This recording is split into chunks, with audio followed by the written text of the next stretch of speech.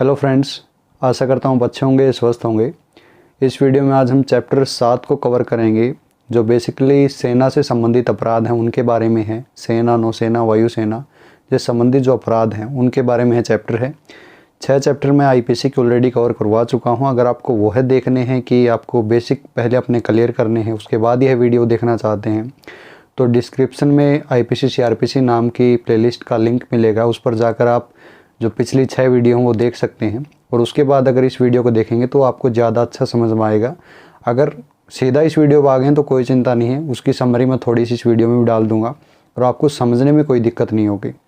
यह video basically धारा 131 140 तक होगी, और जैसे मेरा प्रयास रहता है कि मैं कोई भी कॉन्सेप्ट करवाऊँ तो 360 डिग्री करवाऊँ, एग्जामिनर के माइंड के अनुसार, अप्रोच के अनुसार, और कॉन्सेप्ट बिल्कुल क्लियर आपके दिमाग में करूं, ताकि आप कहीं पर बहस करने लग जाते हैं उस कॉन्सेप्ट के ऊपर तो आप कितने भी बड़े वकील से चाहे बहस करने लग जाएं, आप उसमें मात ना खाएं।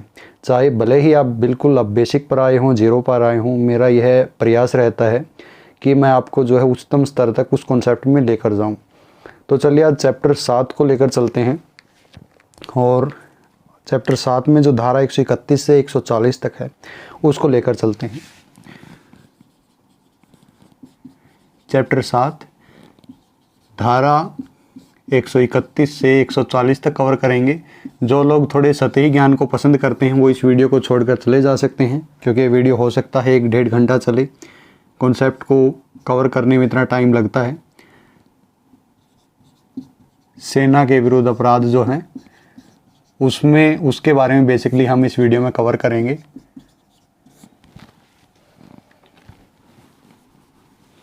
सेना के विरुद्ध अपराध देखिए, विधि 2 प्रकार की होती है। एक होती है सैनिक विधि, जो सैनिकों के लिए, जो सेना के लिए बनाई जाती है, और एक होती है सामान्य विधि, जो सामान्य जन के लिए बनाई जाती है। अब सामान्य विधि में जितना दंड है और सेना विधि में जितना जैसा दंड है उसमें बहुत अंतर होता है, बहुत फ़र्क होता है। क्यों होता है? क्योंकि जो सेना है मुख्यतः उसका काम क्या है? राज्य की सुरक्षा करना, लोक शांति बनाए रखना, एकता अखंडता बनाए रखना। जैसे मैंने कल राज्य के कॉन्सेप्ट क्लियर किए थे, तो सेना का काम है इन चीज़ों को जो बहुत ही ज़्यादा इम्पोर्टेंट है, बहुत ही ज़्यादा गंभीर हैं, उनकी रक्षा करना, उनकी सुरक्षा करना। तो यहाँ पर कोई चूक होती है सुरक्षा को लेकर तो यह बहुत ही खतरनाक स्थिति आ जाती है फिर। तो यहाँ पर किसी प्रकार की चूक ना हो, इसके लिए अलग से विधि बनाई गई है, और उसको कहते हैं सेना विधि। यहाँ पर जो सैनिक होते हैं, जो सेना के एक्ट बनाए जाते हैं, उनके अधीन जो सैनिक कर्मचारी आते हैं, जो अधिकारी आते हैं, उनके मामले अलग कोर्ट में दाखिल होते हैं, अलग तरीके से उनके दंड मिलता है, अलग तरीके से उनका प्रोसेस होता है। तो जो सेना से संबंधित लोग हैं, जैसे जो जितने भी अधिनियम हैं, जैसे सेना एक्ट हो गया 1950, वायुसेना एक्ट हो गया, फिर नौसेना का एक्ट हो गया 1934 का, तो इनके अंतर्गत जितने लोग डिफाइन हैं वही सैनिक माने जाते हैं, सैनिक कर्मचारी माने जाते हैं, अधिकारी माने जाते हैं। ठीक है, ये थोड़ा बेसिक मैं बता रहा हूँ इस चैप्टर का। इस चैप्टर को शुरू करने से पहले थोड़ा बेसिक आपको समझाना ज़रूरी है, ताकि आगे कोई समस्या ना हो। लेकिन इस चैप्टर में जो धारा 131 140 है, यह सेना के बारे में नहीं है। ये ध्यान रखना है, सैनिकों को दुष्प्रेरित करने वाला जो 5 पॉइंट पूरे चैप्टर में ध्यान रखने हैं वो लिख रहा हूँ। सैनिकों को दुष्प्रेरित करने वाला, काम में बाधा डालने वाला, और जो है हिंसा को बढ़ावा देने वाला सेना के अंदर, मतलब बाहर से जो आक्रमण करने का, या जो कहने का कि आप अनुशासन का पालन ना करें, ऐसे करने वाला, अनुशासन का पालन न करने देने वाला, अवज्ञा के लिए उकसाने वाला। तो ये बेसिकली सारा ही जो धारा है 131 140 4 बिंदुओं की तरफ घूमते हैं। दुष्प्रेरण का मैंने चैप्टर क्लियर कर दिया है। काम में बाधा डालने वाला और हिंसा वाला, मतलब सीनियर के प्रति जूनियर को हिंसा के लिए उकसाना, अनुशासन में जो सेना होती है उसको अनुशासन से हटाना, और जो सीनियर के प्रति जूनियर की जो अनुशासन पालन होता है, जो उनकी जो आज्ञा पालन होती है उसमें बाधा डालना, उसमें अवज्ञा पैदा करना, एक तरह से विद्रोह उत्पन्न करना। तो इन चीज़ों की तरफ ये 131 140 घूमने वाली है। अब इन दोनों में थोड़ा डिफरेंस कर लीजिए, जो मैंने इस साइड और इस साइड लिखा है। ये जो मैंने सैनिक को डिफाइंड किया है, सैनिक को डिफाइंड किया कि सैनिक कौन कौन है। जो इन 3 एक्ट में जो इन 3 एक्ट के अंतर्गत आते हैं वो सैनिक है, वो सेना का व्यक्ति है। जो ये धारा बोलते हैं 131 140 तक, यह बोलती है कि जो सेना को दुष्प्रेरित करेगा, इन धाराओं में सैनिकों को दंड नहीं मिलेगा, ये ध्यान रखना। ये 131 140 सैनिकों को दंड नहीं देती है, यह सामान्य व्यक्ति को दंड देने के लिए है। जो बाहर है, जो दुष्प्रेरित करेगा, यानी सेना के जो व्यक्ति है, जो अधिकारी हो गया, कर्मचारी हो गया, उनको दुष्प्रेरित करेगा, उनको गलत रास्ते पर लेकर जाएगा, उनको इन 3 चीज़ें करवाएगा, मतलब उनके काम में बाधा डालेगा, सेना के काम में बाधा डालेगा। यानी जो सेना से अलग व्यक्ति है, जो समाज के व्यक्ति हैं, जो सामान्य नागरिक हैं, वह अगर काम करेगा तो उसके लिए एक धारा 131 140 तक है। सेना के लिए अलग विधि है और इनके लिए जो इन्हीं एक्ट में जो मैंने बताए हैं स्पेसिफिकली, इन्हीं में दंड है। सैनिक कोई गलती करते हैं तो उनको दंड मिलेगा इन एक्ट के अंतर्गत, उनको आईपीसी के अंतर्गत दंड नहीं मिलेगा। ये सामान्य नागरिकों के लिए है, ये ध्यान रखना है। शुरुआत में ही मैंने 2 कॉन्सेप्ट आपके क्लियर कर दिए हैं कि सैनिकों को इसके अंतर्गत दंड नहीं मिलता आईपीसी के अंतर्गत, उनको मिलता है इन एक्ट के अंतर्गत। और सैनिकों के अलावा किसको दंड मिलेगा इन धारा में 131 140 तक, जो दुष्प्रेरित करेगा, जो काम में बाधा डालेगा, या जो सेना को उकसाएगा। ये बेसिकली क्लियर करना जरूरी था ये चीज़ें, ये ध्यान रखना। इन्हीं के चारों ओर यह चैप्टर घूमने वाला है। ये जो मैंने बिंदु लिखे हैं 131 140 इन्हीं धाराओं से संबंधित है। अब चलिए चलते हैं धारा 131 पर।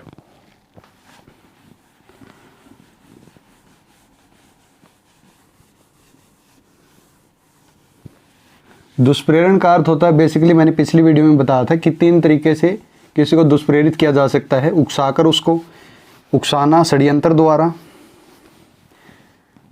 द्वारा और सहायता द्वारा, यानी उसकी सहायता कर देना। धारा 131 बोलती है कि विद्रोह का दुष्प्रेरण किसी सैनिक, नौसैनिक, वायु सैनिक को कर्तव्य से विचलित करने का प्रयत्न करना। ठीक है, धारा 131 क्या बोलती है? धारा 131 बोलती है विद्रोह का दुष्प्रेरण किसी सैनिक को, सैनिक, नौसैनिक, वायु सैनिक के कर्मचारी, अधिकारी को राजनिष्ठा से जो है विचलित करना, या उसके कर्तव्य से विचलित करना, ये इस बारे में धारा 131 बोलती है। धारा 131 इस बारे में बताती है। अब इसमें बेसिकली क्या है, दुष्प्रेरण का मतलब क्या है? यहाँ पर बाहर का व्यक्ति कोई दुष्प्रेरित कर रहा है सेना को। राजनिष्ठा का मतलब है कि जो उनकी निष्ठा है सेना के प्रति, जो उनका एक नज़रिया है उसको बदलना, जो उनका विश्वास है उसको, उस विश्वास को हटाना वहाँ उसके ऊपर से, सेना के ऊपर से विचलित करना किसी प्रकार से। दुष्प्रेरित का मतलब क्या होता है? दुष्प्रेरित मैंने बताया जो 3 तरीके से होता है, यानी किसी को गलत तरीके से मिसगाइड करना, क्रिमिनल माइंड से गाइड करना, किसी को क्रिमिनल माइंड से गाइड करना, अपने उद्देश्य से किसी को प्रेरित करना और गलत तरीके से, मतलब गलत काम के लिए प्रेरित करना। 3 तरीके से दुष्प्रेरण होता है, षड्यंत्र द्वारा, ये समरी बता रहा हूँ पिछले वीडियो की थोड़ी, सहायता द्वारा, और तीसरा होता है उकसाकर। अब इसमें धारा 131 क्या बोलती है? अगर कोई ऐसा काम करता है तो उसको आजीवन कारावास या 10 वर्ष तक का कारावास दे सकते हैं। आजीवन कारावास या 10 वर्ष तक का कारावास प्लस जुर्माना, यानी आजीवन कारावास देंगे तब भी उसको जुर्माना कुछ दिया जाएगा, और 10 वर्ष तक का कारावास अगर दिया जाता तब भी उसको कुछ जुर्माना लगाया जाएगा। अब एक मामला है जो पुराना मामला है, मतलब अब का स्वतंत्रता के बाद का मामला नहीं है, पहले का मामला है।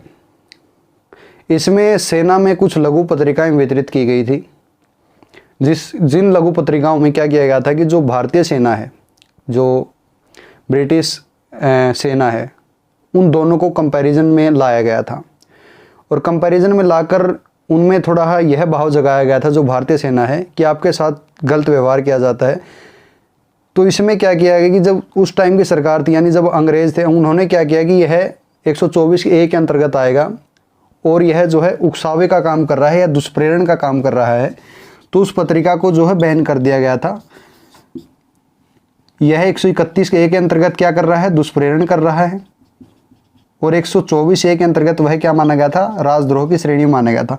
उस पत्रिका में क्या किया गया था, उस पत्रिका में जो भारतीय सेना है और जो ब्रिटिश सेना है उनका कंपैरिजन किया गया था, ठीक है।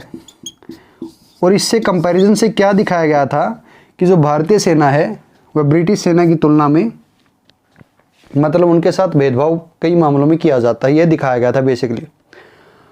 अब इससे क्या होता था कि अगर यह रद्द नहीं किए जाती, उस टाइम की सिचुएशन के अनुसार मैं इस चीज़ को देख रहा हूँ, या जहाँ तक मैंने इस चीज़ को समझा है उसको उस टाइम की सिचुएशन के अनुसार आपको समझकर बता रहा हूँ। अगर यह रद्द नहीं करते तो हो सकता है कि जो सेना थी, भारतीय सेना थी, उस टाइम की ब्रिटिश भारतीय सेना थी, जो उसके मन में भाव जागृत होता है कि हमारे साथ भेदभाव किया जाता है, तो उनकी निष्ठा को कहीं ना कहीं, उनका जो विश्वास था सरकार के प्रति, उसको थोड़ा आघात पहुंचता और वो जो है कम अपने आत्मविश्वास से काम करते, कम राजभक्ति से काम करते, इससे विद्रोह हो सकता था। तो यह क्या था, एक प्रकार का दुष्प्रेरण था, मिसगाइड था, यानी उस पत्रिका के माध्यम से। तो इसको क्या किया गया, बैन किया गया। तो ये एक एग्जाम्पल था छोटा सा, ये मैंने बता दिया साथ में। सैनिक क्या होते हैं वो मैंने बता दिया। सैनिक किसको बोलोगे, जो 3 एक्ट मैंने शुरुआत में बताए थे, जो सेना अधिनियम है 1950, जो भारतीय नौसेना एक्ट है 1934 और जो वायुसेना एक्ट है 1950, इनके अधीन जो डिफाइन है वही सैनिक माना जाएगा। अब आते हैं धारा 132 पर। धारा 132 क्या बोलती है, जो मैंने 4 चीज़ें शुरुआत में बताई थी उन्हीं के चारों तरफ ये चैप्टर घूमने वाला है। जो मैंने शुरुआत में क्लियर किया था कॉन्सेप्ट, वही उसी के चारों ओर ये 10 की 10 धाराएं जो है घूमने वाली हैं। अगर कहीं पर उलझ जाते हो तो उन्हीं 4 बिंदु पर आपको वापस आना है और फिर वहीं से रिकॉल करना शुरू करना है। आप मार्ग पर आ जाओगे जहाँ से आप भटके थे।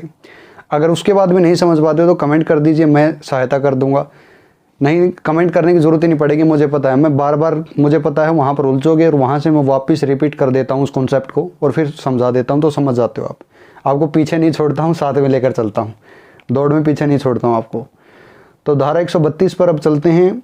धारा 132 क्या बोलती है कि विद्रोह का दुष्प्रेरण यदि उसके परिणाम स्वरूप विद्रोह हो जाए, ये तो था विद्रोह का दुष्प्रेरण मात्र 131 में हमने पढ़ा, इसकी भी सज़ा है।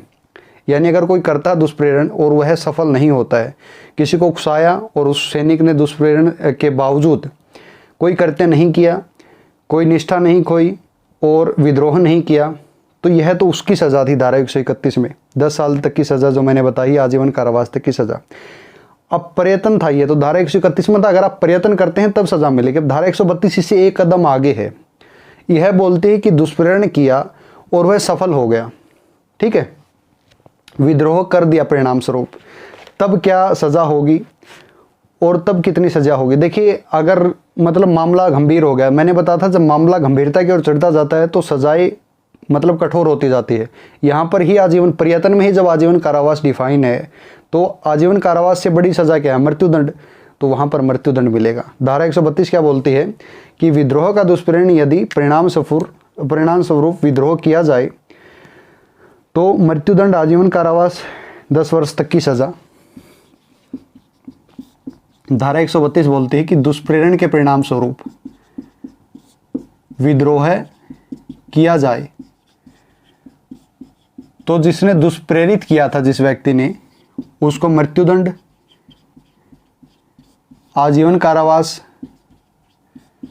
या 10 वर्ष तक की सजा प्लस जुर्माना, कोई भी सजा मिले जुर्माना साथ में इंक्लूड होगा, ठीक है। धारा 132 ये बोलती है। विद्रोह मैंने बता दिया क्या होता है। विद्रोह, ध्यान रखना, आईपीसी में कहीं डिफाइन नहीं है। कहीं ये सोचो कि सर ने बोला था विद्रोह ये होता, तो आईपीसी में अगर कोई क्वेश्चन आए कि सोचो कि आईपीसी में डिफाइन होगा तभी बोला, नहीं, डिफाइन नहीं आईपीसी में विद्रोह। विद्रोह का मतलब होता है सिपाहियों के समूह द्वारा, जनरली विद्रोह का मतलब होता है सिपाहियों के समूह द्वारा वैध सैनिक प्राधिकार के विरुद्ध प्रतिरोध का कार्य। वैध सैनिक प्राधिकार का मतलब क्या है कि जो सीनियर अथॉरिटी है, जिसके अंतर्गत वो सैनिक आते हैं, जिसके आदेश पर वो कार्य करते हैं, उसका आदेश मानने से इनकार कर देना और अपने अनुसार चलने लगना, तो यह होता है विद्रोह। ठीक है, यानी जो सैनिक प्राधिकार होता है, वैध सैनिक प्राधिकार, शब्द ध्यान रखना, वैध सैनिक प्राधिकार के आदेश को मानने से इनकार करना, सैनिकों के समूह द्वारा के आदेशों को मानने से इनकार करना सैनिकों के समूह द्वारा, ये होता है विद्रोह। लेकिन विद्रोह आईपीसी में कहीं डिफाइन नहीं है, इसको ध्यान रखना है। ये धारा 132 थी। अब आते हैं धारा 133 पर। धारा 133 क्या बोलते हैं कि सैनिक, नौसैनिक, वायु सैनिक द्वारा अपने वरिष्ठ ऑफिसर पर, जबकि वह ऑफिसर अपने पद पर निष्पादन में हो, हमले का दुष्प्रेरण। यहाँ पर भी वही शब्द आ गया, दुष्प्रेरण। मैंने पहले ही बताया था कि चैप्टर घूमने वाला है किन चीज़ों की तरफ, दुष्प्रेरण। यानी इसमें सैनिकों को कोई मिसगाइड करने वाला बाहर है, उसकी सज़ा के बारे में बात किया गया है, ना कि सैनिकों की सज़ा के बारे में बात की गई। ये ध्यान रखना है, उनको अलग से उसमें सज़ा मिलेगी जो एक्ट में डिफाइन है। धारा 133 क्या बोलती है? यह बोलती है कि जो सीनियर है, मान लीजिए जो ऑफिसर है सेना का जो ऑफिसर है, जब वह अपने काम के निष्पादन में हो, यानी अपने काम को कर रहा हो, अपने कर्तव्य को निभा रहा हो, जो उसको ड्यूटी दी गई है वह कर रहा है, उस पर हमले करने का दुष्प्रेरण करना, यानी सैनिकों को हमला करने के लिए मिसगाइड करना कि जाओ तुम अपने सीनियर पर हमला करो जाकर, या उनको उकसाना या षड्यंत्र रचना। तीन तरीके का होता दुष्प्रेरण, मैंने पहले ही बताया था। उकसा कर, यानी सैनिकों को उकसाना कि जाओ हमला करो अपने सीनियर पर। दूसरा षड्यंत्र रचना, यानी किस प्रकार आप अपने सैनिक पर हमला करोगे। और तीसरा जो मैंने बताया था सहायता करना, यानी बोलना कि हमला तुम कर दो, सहायता मैं कर दूंगा पीछे से। 3 तरीके से दुष्प्रेरण होता है। तो यह काम करना, उसका दुष्प्रेरण करना, ये ध्यान रखना है। ये जो मैं दुष्प्रेरण बार बार बोल रहा हूँ, ये ध्यान रखना, आप कहीं मार्ग से भटक ना जाएं इस चैप्टर को समझने में। ठीक है, और हमले का अर्थ वही जो धारा 351 में वही था। पूछे कि हमला क्या सर, तो हमले का अर्थ यानी वरिष्ठ ऑफिसर पर आक्रमण करना, उनके विरुद्ध हिंसा का प्रयोग करना। अब हमला यहाँ पर डिफाइन नहीं है, लेकिन हमले का जो अर्थ वही है जो धारा 351 में विहित है, यानी दिया गया है। हमले का अर्थ है हिंसा का प्रयोग करना, आक्रमण करना, सीनियर पर आक्रमण करना। इस चैप्टर के नोट्स आपको मिल जाएंगे, अगर डिस्क्रिप्शन में मैंने टेलीग्राम चैनल का लिंक दिया, उस पर जाकर क्लिक कीजिए, मेरे टेलीग्राम चैनल को ज्वाइन कीजिए, इंडिया ऑक्सफोर्ड को, या टेलीग्राम पर सर्च कीजिएगा इंडिया ऑक्सफोर्ड, तो वहाँ पर आपको मिल जाएगा, ज्वाइन कीजिए। वहाँ पर जैसे मैं ये वीडियो अपलोड करूँगा, जिस दिन वीडियो अपलोड होगी उस दिन आपको नोट्स मिल जाएंगे साथ में। ठीक है, चाहे आप बनाएं तो बना सकते हैं साथ साथ में, अगर आप नहीं बनाना चाहते हैं तो कोई दिक्कत नहीं, मैं वीडियो अपलोड करने के बाद टेलीग्राम चैनल पर नोट्स अपलोड कर दूंगा जो मैंने खुद बनाए हैं। हो सकता है उसको समझने में आपको दिक्कत हो, बिना वीडियो देखे आपको समझने में दिक्कत हो सकती है, लेकिन आप वीडियो देख लोगे तो कोई दिक्कत नहीं होगी, ये मैं गारंटी देता हूँ। अब इसमें क्या सज़ा है? हमले का दुष्प्रेरण करने में क्या सज़ा है? यानी जो दुष्प्रेरित कर रहा है हमले के लिए, जो बाहर से सैनिकों को बहला फुसला रहा है या अधिकारियों को बहला फुसला रहा है सेना के, उसको कितनी सज़ा मिलेगी? दुष्प्रेरण करने वाले को 3 वर्ष का कारावास प्लस जुर्माना। धारा 133 बोलती है 3 वर्ष का कारावास प्लस जुर्माना, यह है उसको दंड मिलेगा। अब आते हैं धारा 134 पर। अब यह तो था मात्र दुष्प्रेरण करने का, यानी इसमें चाहे हमला आगे ना हो, ठीक है, अगर उसने इतना दुष्प्रेरण किया, हमला मान लीजिए आगे ना हो, तो भी इस दुष्प्रेरण करने वाले को 3 वर्ष की सज़ा मिलेगी ही मिलेगी, यह नहीं बच सकता। ठीक है, चाहे हमला हो चाहे ना हो। अब अगर हमला हो जाता है तो उसके लिए धारा अगली है, इससे अगली जो धारा है वह बताती है, यानी जो धारा ही एक लय में चलती है, कदम में चलती हैं, मतलब एक जो सिचुएशन उसको लेकर चलती हैं। पहली सिचुएशन पर एक धारा आ गई, तो अगर उससे अगली सिचुएशन कोई उभर रही है तो उससे अगली धारा में उसका डेफिनेशन हमें मिलती है। आईपीसी की मतलब थोड़ी एक संरचना में समझा रहा हूँ आपको, यानी लय में चलती है पूरी एक। तो जो अगली सिचुएशन है उसके बारे में है धारा 134। धारा 134 बोलती है कि यदि हमला हो जाए तब कितनी सज़ा मिलेगी। तब सज़ा जो है अब 3 साल की थी, फिर 7 साल की कर दी, ठीक है। धारा 134 बोलती है यदि हमला हो जाए दुष्प्रेरण के बावजूद हमला हो जाए तब सज़ा मिलेगी 7 वर्ष की, 7 वर्ष की सज़ा प्लस जुर्माना। धारा 134 बेसिकली यह बोलती है। अब आते हैं धारा 135 पर। धारा 135 बोलती है कि सैनिक, नौसैनिक, वायुसैनिक द्वारा अभित्यजन का दुष्प्रेरण, जो कोई ऐसा दुष्प्रेरण करेगा उसके बारे में यह धारा बोलती है। अब यहाँ पर एक कठिन लैंग्वेज यूज़ की गई है, आपको घबराने की आवश्यकता नहीं है, मैं इसका अर्थ आपको बताऊंगा। धारा 135 क्या बोलती है? धारा 135 बोलती है सैनिक अगर मैं बोलूं तो आगे मुझे लिखना ना पड़े, तीनों सेनाओं के सैनिकों को आपको यहाँ पर ऑटोमेटिक लिख लेना है। मैं टाइम के उससे नहीं लिख रहा हूँ क्योंकि ज़्यादा फिर बार बार रिपीट करने में समस्या होती है। सैनिक मतलब तीनों सेनाओं के सैनिक को अभित्यजन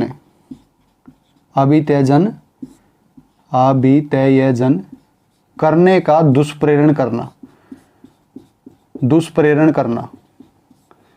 अभित्यजन करने का दुष्प्रेरण करना। अब ये क्या शब्द बोलोगे सर, ये इतना भयंकर शब्द ये है क्या, इसका मतलब क्या है? इसका मतलब है कि सेवा में वापस न लौटने के आशय से अनुपस्थित हो जाना, अब्सेंट हो जाना सेना से, यानी सेवा में वापस न लौटने के आशय से अनुपस्थित हो जाना, अवकाश पर चले जाना बिना बताए, अनुपस्थित हो जाना, अवकाश पर चले जाना बिना बताए। अगर कोई ऐसा दुष्प्रेरण करता है, सैनिकों को कोई बोलता है, मान लीजिए दुष्प्रेरित करता है, अब उस पर कई धाराएं साथ में लगेंगी। मान लीजिए किसी ने सैनिकों को दुष्प्रेरित किया, अगर उसने विश्वास तोड़ दिया सैनिकों का, तो फिर विश्वास तोड़ने के बाद अगली सिचुएशन क्या आती है? सैनिक विश्वास उठ गया तो या तो विद्रोह करेंगे या छोड़कर जाएंगे। तो यहाँ पर 2 धाराएं लागू होंगी। पहला तो दुष्प्रेरण जो किया उसने विश्वास उठा तो वो धारा भी लागू होगी। अभित्यजन किया सैनिकों ने, उसके बावजूद, उस दुष्प्रेरण के बावजूद, तो दुष्प्रेरण करने वाले पर यह धारा भी लागू होगी।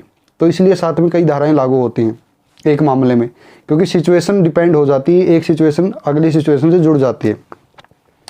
तो यहाँ पर जो दुष्प्रेरित करेगा ये व्यक्ति सेना को, इसको कितना दंड मिलेगा? और यह अभित्यजन्य क्या होता है ये मैंने बता दिया है, लौटने के न ऐसे से। लेकिन यह ध्यान रखना कि अभित्यजन्य जो ये बताया है मैंने, ये आईपीसी में कहीं डिफाइन नहीं है। अगर क्वेश्चन आ जाए क्या यह डिफाइन है आईपीसी में, तो नहीं, यह डिफाइन नहीं है। यह मैंने अर्थ बताया इसका, यह होता है, यह इसका वैध अर्थ यह होता है। इसके लिए कितनी सज़ा मिलेगी? इसके लिए 2 वर्ष का कारावास, जुर्माना या दोनों। ठीक है।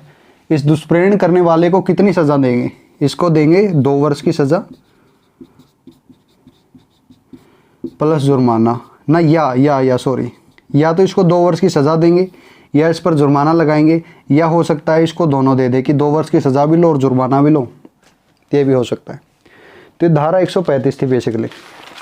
अब आते हैं धारा 136 पर।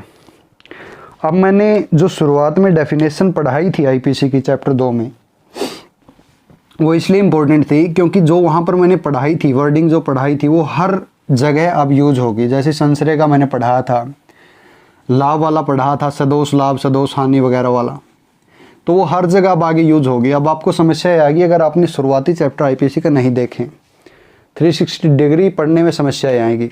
तो इसलिए बोलता हूँ कि साथ साथ में देखते चलो, जो मैंने चैप्टर करवाए हैं उनको साथ साथ में कवर करते चलो, साथ साथ में समझते चलो, याद करते चलो, आगे कड़ी जुड़ती जाती है आईपीसी में। ये नहीं कि आप चैप्टर 8 पहले समझ लोगे, 7 बाद में समझोगे, ठीक है, क्योंकि फिर उसमें समस्याएं आएंगी। आपस में कड़ी जुड़ती जाती हैं। चैप्टर 6 जो मैंने पढ़ा था वह 7 से संबंधित है, क्योंकि चैप्टर 6 में दुष्प्रेरण वाला पूरा मामला था, चैप्टर 5 में दुष्प्रेरण वाला पूरा मामला था, ठीक है, चैप्टर 5 में दुष्प्रेरण, माफ़ी चाहूँगा, तो वह जुड़ती जाएंगे। अब दुष्प्रेरण यहाँ आगे 8 में भी आया हुआ, 7 में भी आया हुआ है, तो यहाँ पर समस्या आएगी अब आपको, अगर आपने दुष्प्रेरण नहीं समझा अच्छे से। तो इसलिए जुड़ते जाते हैं कि लैब में पढ़ना ज़रूरी है। इसलिए अगर आपने नहीं देखी पिछली वीडियो, तो मैंने बहुत ही गहराई से कराई, बहुत ही डेप्थ में करवाई हैं, आप उनको जाकर देखिए, आप डिस्क्रिप्शन में लिंक है, जाकर देखिए, इस वीडियो के बाद देख लेना, ठीक है। अब आते हैं धारा 136 पर। धारा 136 क्या बोलती है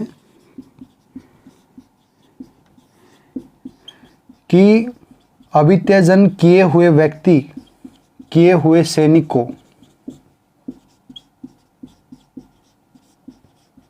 संश्रय देना। कहाँ संश्रय देना? जो आपके वेद प्राधिकार में जो अक्षेत्र है, जो घर है, जहाँ पर आप निवास कर रहे हैं, हो सकता है वो किराए पर हो, लेकिन किराए पर होने के बावजूद वह आपके अधिकार में है, क्योंकि किराया आपने दे दिया है। मतलब आप किराए पर रह रहे हैं तो आप उसका कुछ चुका रहे हैं, तो आपके प्राधिकार में वह चीज़, आप वहाँ पर रह रहे हैं, आप उसके स्वामी हैं घर के, या वहाँ पर यह व्यक्ति आता है, यह बोलता है कि मैं सेना से आ गया हूँ, अब मैं सेना में वापस नहीं जाऊँगा। हो सकता है मुझे कुछ लोग वापस लेने आए तो मैं छुप रहा हूँ, अपने घर पर रहूँगा तो पकड़ा जाऊँगा। तो यह वहाँ से भाग आया और ये किसी और के घर पर आ गया। मान लीजिए यह कै के घर पर आ गया और यह व्यक्ति खै था। अब खै और कै जो है आपस में घनिष्ठ मित्र थे, तो खै को कै ने आश्रय दे दिया अपने घर पर। ठीक है, अब यहाँ पर दो सिचुएशन आती है कि सर कै हो सकता है किराए के घर में हो, तो क्या किराए के घर में होने के बावजूद कै ने खै को आश्रय दिया, तो क्या कै ने अपराध किया? बिल्कुल किया। कै का खुद का घर है, कै स्वामी है अपने घर का। यह खै आया जो सैनिक है खै, फिर इसने अपने घर में इसको आश्रय दिया, तो क्या यह अपराध है? बिल्कुल अपराध है। यह 136 के अंतर्गत ये दोनों ही बराबर के अपराध हैं। ठीक है, वेद प्राधिकार का मतलब है जो घर आपके कंट्रोल में है, जो नियंत्रण में है, जो किसी निश्चित सीमा के लिए, समय के लिए आपने ले रखा है। अगर उसमें ऐसे सैनिक को आप आश्रय देते हैं, अफसर को जिसने अभित्यजन्य किया है, जो सैनिक एक्ट में 3 एक्ट मैंने बताए थे उनके अंतर्गत कोई कर्मचारी अधिकारी है, डिफाइन है, यानी कि सेना का हिस्सा उन एक्ट के अंतर्गत। ठीक है, तो आप इस धारा के अंतर्गत दोषी हो जाएंगे। अब इसमें कुछ हो सकता है, कुछ लोग बोले कि सर मान लीजिए यह खै जो है यह अपना घर पे रहता था, मतलब इसका ये जो खै है, ये खै सैनिक जो मैंने एग्जांपल दिया था, इसकी शादी हो चुकी है, इसकी पत्नी है, इसकी पत्नी का मायके, इसकी पत्नी मायके गई हुई है। अब यह भी सिचुएशन बन सकती है, इसकी पत्नी गई हुई है मायके, तो एक खै है जो है खै का घर है, मान लीजिए यहाँ पर इसकी पत्नी गई हुई मायके, तो खै ने यहाँ सोचा यहाँ जाने से अच्छा है मैं इसके पत्नी के पास चला जाऊँ, और पत्नी ने इसके मायके में इसके जो है रहने का स्थान दे दिया। तो क्या जो यह पत्नी अब इस धारा के अंतर्गत अपराधी होगी? अब यह एक सिचुएशन बनती है, क्योंकि यह अपने घर में तो गया नहीं, यहाँ पर जहाँ पर इसका घर है, परमानेंट एड्रेस, वहाँ पर तो यह गया नहीं। अब यह गया अपनी पत्नी के मायके, वहाँ पर पत्नी थी, उसने उसको आश्रय दे दिया, तो क्या यहाँ पर यह फिर अपराधी हो गई उसकी पत्नी? तो यहाँ पर यह अपवाद है इस धारा का कि पत्नी अगर पति को संश्रय देती है, घर में जगह देती है, तो वह इस धारा के अंतर्गत नहीं मानी जाएगी और वह अपराधी नहीं मानी जाएगी, अपराधी नहीं मानी जाएगी। तो ये चीज़ ध्यान रखना है। ठीक है, ये अपवाद है, ये ध्यान रखना है। अब संश्रय पूछ सकते हो कि क्या है, तो जो 52 कै में डिफाइन है आश्रय संश्रय क्या है, जो मैंने परिभाषा वाले चैप्टर करवाया था उसमें मैंने बताया है। ये 52 कै में मैंने ऑलरेडी डिफाइन किया है। वैसे भी समझ सकते हो क्या होता है, किसी को घर पर मतलब आश्रय देना क्या होता है, वैसे अनुमान लगा सकते हो, बस वही है। अब इसमें आंगल विधि क्या कहती है, जो मैंने बताया है आश्रय देना या संश्रय देना, इसमें आंगल विधि कहती है accessory after the fact. Accessory after the fact यानी जो आंगल विधि है, जो अंग्रेज़ों का कानून है, आंगल विधि है, वह जो संश्रय देता उस व्यक्ति को क्या कहती है? संश्रय देने वाले को, ये एग्जाम में आ सकता है, संश्रय देने वाले को accessory after the fact. Accessory after the fact, इसको समझाऊंगा मैं क्या है एक्सेसरी आफ्टर द फैक्ट। देखो समझो क्या कहती है आंगल विधि, जो संश्रय देता है उसको कहती है एक्सेसरी आफ्टर द फैक्ट, यानी जो फैक्ट के बाद, जो घटना के बाद जो सहायक होता है, घटना के बाद जो सहायक होता है, एक्सेसरी आफ्टर द फैक्ट। ठीक है, उसको क्या कहती है आंगल विधि? संश्रय देने वाले को एक्सेसरी आफ्टर द फैक्ट। क्यों कहती है वो रीजन भी बता दिया, यानी जो घटना के बाद जो सहायता करता है। ये क्वेश्चन आ सकता है इस वाला, एक्सेसरी आफ्टर द फैक्ट कहाँ डिफाइन है या कौन सी किस चीज़ को कहते हैं, तो थोड़ा इसको ध्यान रखना। अब आते हैं अपराध की हो गया अपराध, आश्रय दे दिया, दोस्त ने दे दिया, पत्नी ने दे दिया तो कोई अपराध नहीं है, दोस्त ने दे दिया तो दोस्त फंस गया। ठीक है, तो कितना फंसा, कितनी सज़ा मिलेगी? तो 2 वर्ष तक का कारावास, 2 वर्ष तक का कारावास, जुर्माना हो सकता है सिर्फ जुर्माना लगाएं, या हो सकता है जुर्माना भी लगा दे, 2 वर्ष तक का कारावास भी दे दे, दोनों चीज़ें भी हो सकती। तो ये थी धारा 136। आशा करता हूँ अच्छे से समझ गए होंगे। 360 डिग्री समझा दी, एग्जाम्पल देकर समझा दी। इससे बाहर इस धारा से कुछ नहीं है समझने का। बस ये फैक्ट क्लियर हो गए, कॉन्सेप्ट क्लियर हो गया, अब आगे किसी भी चीज़ में मात नहीं खाओगे।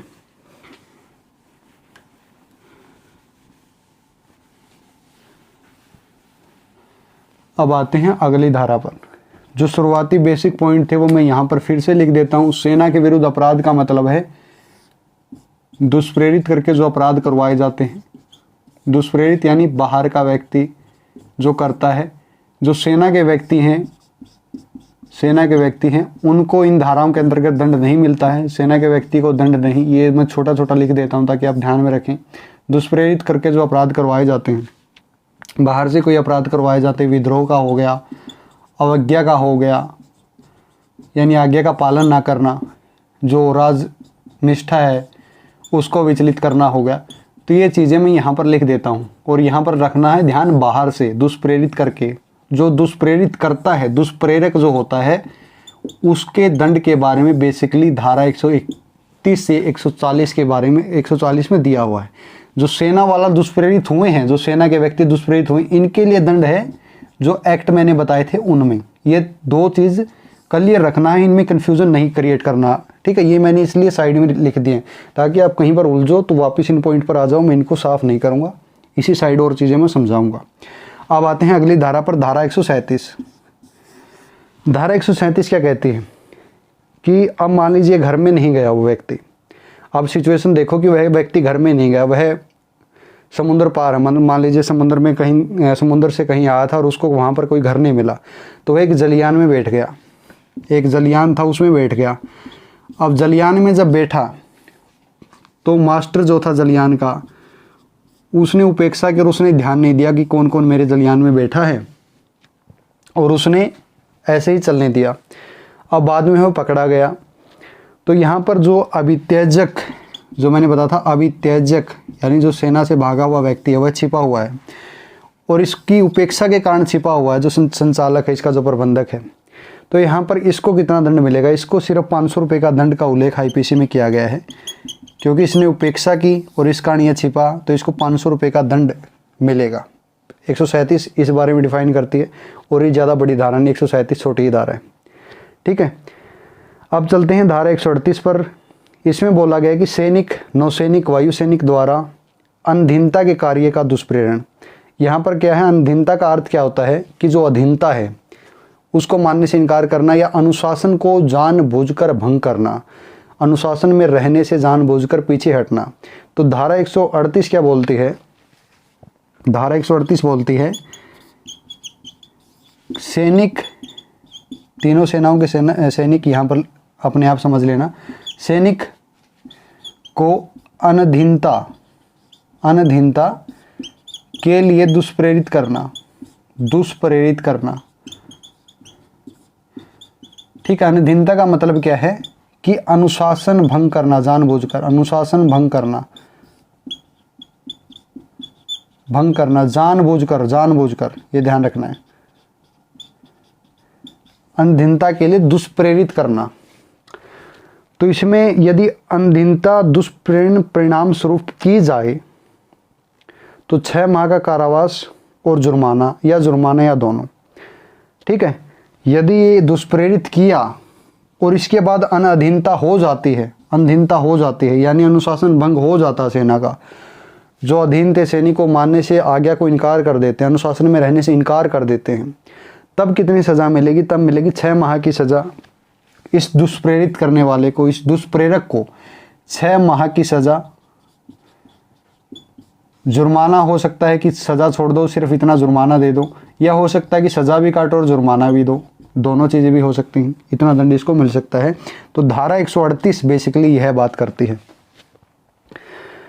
अब जो अनधीनता है, पूछ सकते हो कि डिफाइन कहाँ है, ये एक एग्जाम का क्वेश्चन है। तो अनधीनता जो है आईपीसी में डिफाइन नहीं, ये ध्यान रखना है।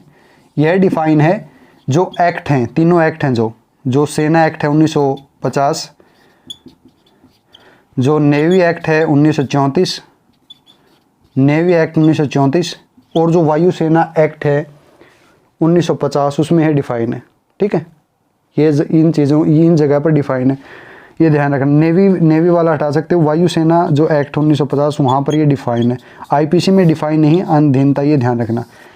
अगर डिफाइन की पूछे तो मैक्सिमम चीज़ें ऐसी है जो आईपीसी में डिफाइन नहीं की गई हैं। तो वहाँ पर एक ट्रिक भी मैं आपको दे रहा हूँ, एग्जाम में पूछे कि क्या ये डिफाइन है, तो मैक्सिमम टाइम होता है कि वो डिफाइन नहीं होता, और ये ट्रैप होता है एग्जामिनर का एक, उसको लिख देगा कि ये डिफाइन है, ठीक है, जबकि वो डिफाइन नहीं होती है। तो अगर आपको कहीं कुछ नहीं आ रहा है तो मैक्सिमम चांस उत्तर होने के यही है कि वो डिफाइन नहीं होता है, तो वहाँ पर उसी पर उत्तर लगाना है कि डिफाइन है या नहीं है, तो नहीं पर लगाना।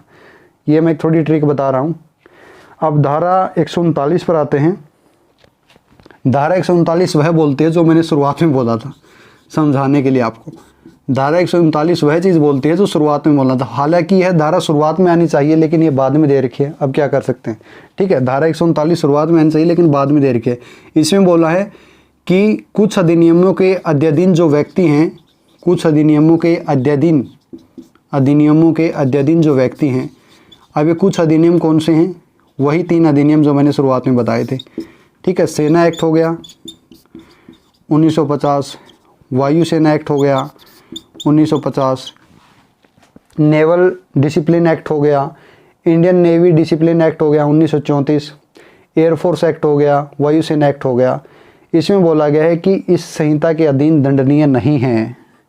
इनके अंतर्गत जो व्यक्ति आते हैं, नेवल डिसिप्लिन एक्ट,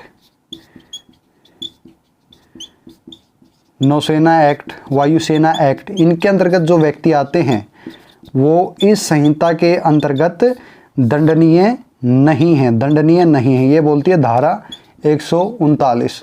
ये चीज़ इनको शुरुआत में देनी चाहिए थी। क्यों देनी चाहिए थी? अब देखो, आप लोग खुद सेल्फ स्टडी करते हो, तो मान लीजिए आप सेल्फ स्टडी कर रहे हो, आपको कुछ समझ में नहीं आ रहा, आपने मान लीजिए शुरुआत में ही है चैप्टर 7 खोल लिया, आपको नहीं पता दुष्प्रेरित क्या होता है। दुष्प्रेरित वर्ड अगर आपको नहीं पता है तो पूरा चैप्टर आप यह गलत समझोगे, 131 से 139 तक जाओगे और पूरा चैप्टर गलत समझोगे। ठीक है, आप सोचोगे कि ये कर रहे हैं तो इन सेना के जो व्यक्ति काम कर रहे हैं उनको सज़ा मिल रही है इतनी, पूरा चैप्टर गलत समझोगे। बाद में आप 139 पर आओगे तो यहाँ पर तो लिख दिया कि दंडनीय नहीं है, तो फिर यहाँ पर आपको कन्फ्यूज़न होगी कि ये दंडनीय नहीं है, ऊपर तो इतनी धाराएं बोल रहे हैं। अब यहाँ पर आपका सारा मामला गड़बड़ा जाएगा। इसलिए मैं बोलता हूँ कि चैप्टर जो फ्लो में समझो, इसलिए मैं फ्लो में करवा रहा हूँ, यानी 6 के बाद 7, 7 के बाद 8, इसलिए करवा रहा हूँ मैं। और इसलिए चैप्टर ये फ्लो में लगाए गए हैं ताकि चीज़ें समझ में आ जाएं। अब दुष्प्रेरण जिसने नहीं समझा होगा तो उसकी तो फिर यहाँ पर बैंड फंस गई होगी, अब फिर उसको वापस माथापच्ची करना पड़ेगा। लेकिन यहाँ पर ऐसा नहीं है, बहुत ही विद्वान लोग हैं, मुझे पता है, बहुत ही समझदार लोग इस चैनल पर हैं, क्योंकि सामान्य लोगों के बस की बात नहीं है कि इतना लंबा बैठकर इतनी गहराई से, इतनी कॉन्सेप्चुअल क्लैरिटी के साथ वीडियो देखना। वो सोचते हैं सतही ज्ञान लिया और उड़ ले।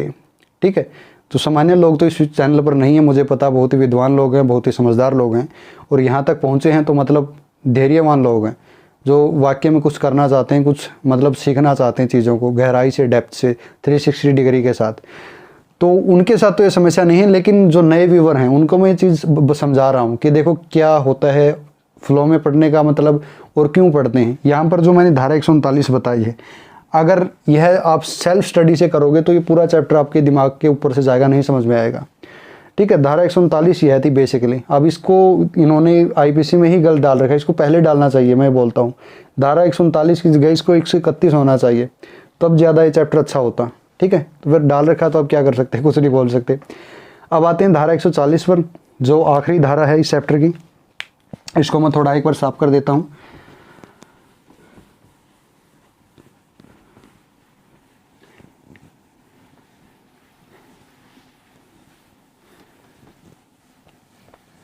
अब आते हैं धारा 140 पर। धारा 140 क्या बोलती है? धारा 140 कहती है कि सैनिक, नौसैनिक, वायुसैनिक द्वारा उपयोग में लाई जाने वाली पोशाक पहनना, टोकन धारण करना। अब यहाँ पर भी 2-3 एग्जाम्पल देकर मैं चीज़ों को आपको समझाऊंगा।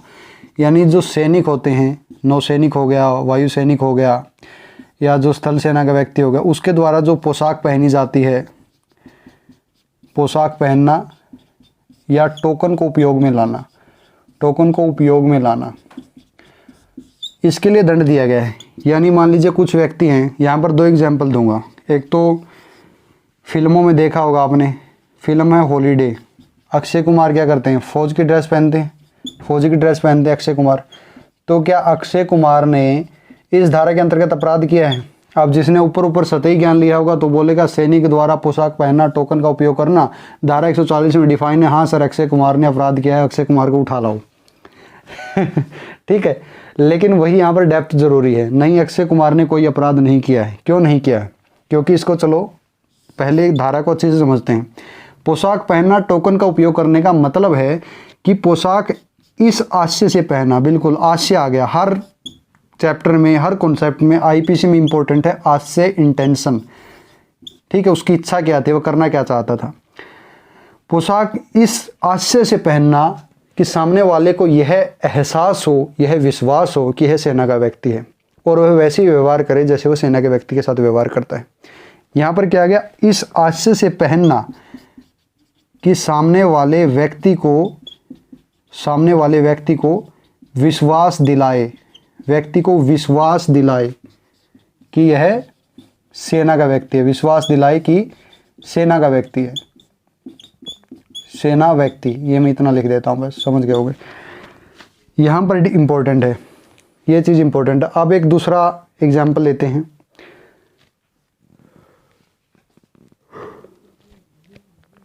कि मान लीजिए कि सेना में न होते हुए कर्मचारी अधिकारी द्वारा पोशाक पहनना जिससे लोगों को विश्वास हो जाए कि वह सेना का व्यक्ति है, क्या यह अपराध है? ठीक है, यहाँ पर मैं 2 क्वेश्चन रख रहा हूँ। एक तो अभिनेता वाला हो गया, एक दूसरा क्वेश्चन है कि सेना में न रहते हुए कोई सामान्य व्यक्ति पोशाक पहन रहा है और यह दिखा रहा है कि मैं सेना का व्यक्ति हूँ, तो क्या यह अपराध है? बिल्कुल अपराध है, अभी मैंने डिफाइन किया है। अब जो अक्षय कुमार है वह तो बिल्कुल सेना ही पोशाक पहन रहा है, वह तो करते भी कर रहा है। तो यहाँ पर क्या चीज़ हम मिस कर रहे हैं? देखो, अक्षय कुमार जो कर रहा है वो इसका आशय का इंटेंशन पकड़ो। अक्षय कुमार का इंटेंशन है फिल्म करना, एंटरटेन करना लोगों को। वहाँ पर आशय कतई ये नहीं है कि वह अपने आप को सेना का व्यक्ति दिखा रहा है या शो कर रहा है लोगों को कि वह सेना का व्यक्ति है और उसे सेना का व्यक्ति माना जाए। उसका इंटेंशन है वहाँ पर एंटरटेन करना। तो अक्षय कुमार वाले मामले में क्यों उसे पुलिस ने नहीं उठाया? अगर आप गहराई में जाओ तो उसका आशय है एंटरटेन करना, फिल्म बनाना। वहाँ पर आशय उसका यह दिखाना नहीं कि आप मुझे सेना का व्यक्ति माने और मेरे साथ वैसा ही व्यवहार करें। ठीक है, लेकिन जो दूसरा व्यक्ति पोशाक पहनकर चिल्लाते फिर रहा है कि मैं सेना का व्यक्ति हूँ, वह क्या चाह रहा है? उसका इंटेंशन क्या है कि लोग उसको सेना का व्यक्ति माने। तो वहाँ पर आशय क्या है? उसका आशय वही है जो डिफाइन करके, और वहाँ पर अब उसको सज़ा मिलेगी अगर वह मतलब यह दिखाता है। कितनी सज़ा मिलेगी? इसमें बोला गया 3 मास का कारावास या 500 रुपये जुर्माना या दोनों। कितनी सज़ा मिलेगी? 3 मास का कारावास, 3 मास का कारावास या जुर्माना या दोनों, इतनी सज़ा मिल सकती है। ठीक है, 3 मास का कारावास या जुर्माना या दोनों, इतनी सज़ा मिल सकती है। अब यह था चैप्टर 7। आशा करता हूँ आप इस चैप्टर को अच्छे से समझ गए होंगे। इसमें ऐसी चीज़ मुझे नहीं लगी कहीं पर जिसमें आपको कन्फ्यूज़न क्रिएट हुई होगी।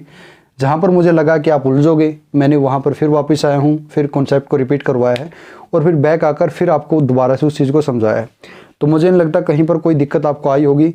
अगर आई है तो मेरा एक सजेशन है कि वहीं पर जाइए, वीडियो को पॉज लीजिए, बैक कीजिए, फिर देखिए, समझ में आ जाएगी। फिर भी नहीं आती तो कमेंट कर दीजिए, और अगर सही से समझ आ गई वीडियो तो एक अच्छा सा कमेंट कर दीजिए कि हाँ सर हमें इतनी समझ में आ गई, इतनी मतलब वीडियो आपने अच्छी बनाई है, वीडियो आपने घटिया बनाई है, वीडियो आपने बेकार बनाई है, और यह वीडियो बहुत ही अच्छी बनाई। कोई कमेंट कर दीजिए नीचे, अच्छा लगता है, मुझे पता चलता है कि मतलब वो परिणाम कितना है, आउटपुट कितना जा रहा है, कितना अच्छा मैं दे पा रहा हूँ अपने अनुसार।